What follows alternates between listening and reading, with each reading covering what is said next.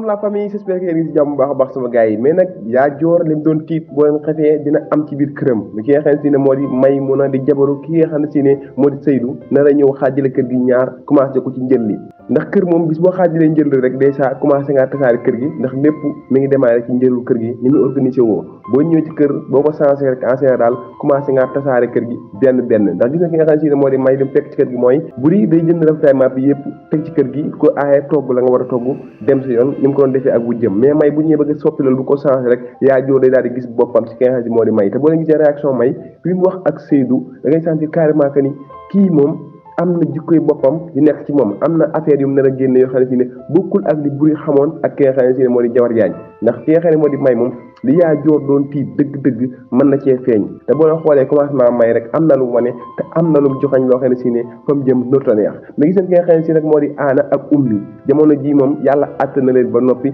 parce que Ummi ci lu mu nekkoon lépp muy suul ki nga xam ne si mooy Aana te yàlla suul na ko ba jamono ji Aana moo taxaw pour génn ko ci kàmb gi mën koo dimbali ndax moo pare pour héberger ko jox ko appartement am lépp nag li nga xam ne si ne Ummi defoon na ko jamono ji doon na xal ci moom doon na sawara ba xam ne si ne dina ko lakk te xolam dootu ci man dara accepté ko rek lay man parce que lépp moo ko ji te ku ne la nga ji da ngay góob te dina metti ci moom loolu nag nga nekk ci nit toujours nga yàq dërëm dem ba nekk ci yenn situation yi amultoo dërëm mu jël la fat la ci appartement am naka ngay siggéey di ko xool naka ngay jàkkaarloo ak moom di waxtaan ak moom bu dee góor nga dëgg faaw sa xool sa ngir faaw sa xool tiis faaw nga am njàqaral rëy mais nag gis nga xam ne moo di Birane nag li koy rey mooy li rey ñu bëree bëri muy bëgg alal ji yomb moom ku la ko dig dalay nax alal des koy liggéey mais kenn du ko falsifié di ko doublé te bëri na Sénégal gii nag ñoo xam ne si ne ci loolu ñàkk seen alal ñu ngi topp ci kooko tey guddeeg bëccëg di daw di ko pelante ak pour ñu yóbbu ko fa mais coow day sori mais pour nga ñàkk lay yomb lool parce que sa alal da nga ko dugal ci loo xam ne si ne dafa illégal alal jox ma 1000 ma def ko 2000 c'est faux ku la ko wax du dëgg heure boo ci duggee ba ci biir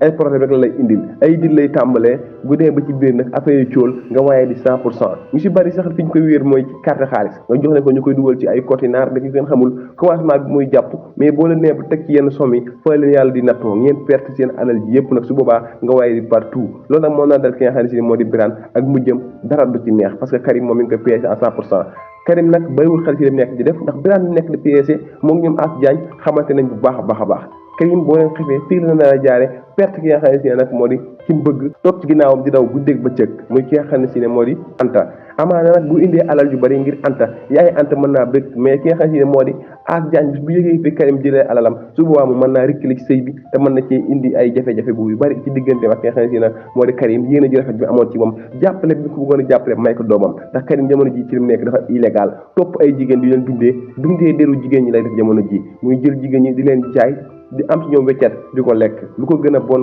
amul ci ñun réew jamono ji sama gars yi tey moom foofu laa yoon vidéo bi di leen ci dayee ci beneen vidéo insha allah bu leen ko ba seen maa ngi lay nga abonné te nga like vidéo bu baax a baax bu leen fàtte nag may ma ay kër ci Aana ak xol bu rafetam macha allah sama gars yi jaa ngeen jëf maa ngi leen remercier bu baax a baax ci seetaan bi di leen jox di dayee beneen yoon insha allah